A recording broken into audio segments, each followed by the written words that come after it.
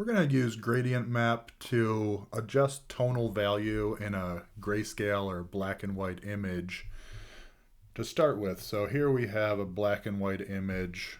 It's a little dark in some spots and maybe a little overexposed in others.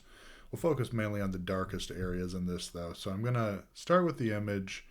I'm going to add the adjustment layer, gradient map.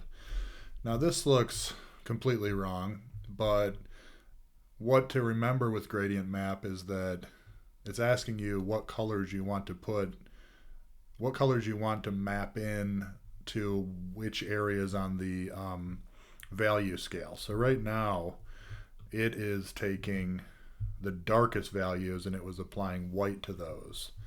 And it was taking the whitest values and it was applying black to those. So we actually had to reverse that. Now darkest values are being represented by black and lightest values are being represented by white.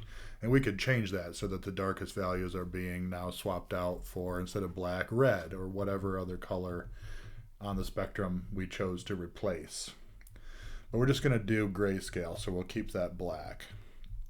Now this actually looks worse initially than what it did before we put the gradient map on. It's a lot darker.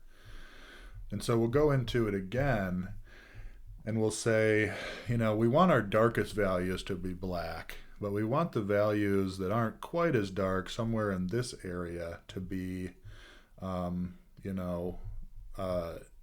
fully black, but a little bit lighter. And so you can see when you bump that up and you just make a new stop on the gradient, that it allows you then to really control. So I'll click OK, and that allows you to go in and fine tune any range of values by brightening them up a little bit or darkening them down a little bit. So I could, for example, as a dramatic example, say I don't want anything to be super white. I want it to all be, 50% gray or something, right? So I could control the upper limits, or I could say anything that is just slightly less than pure white, I want to darken that down a little bit. And sometimes it's not going to look that great, especially in certain areas, and you can mask it off. Like on the nose, I might hide it through there because it's getting a little blown out. But then I do, of course, have the mask, and I can go in and I could pretty easily hide that section back away. So yes, that is the power of gradient mapping with just grayscale.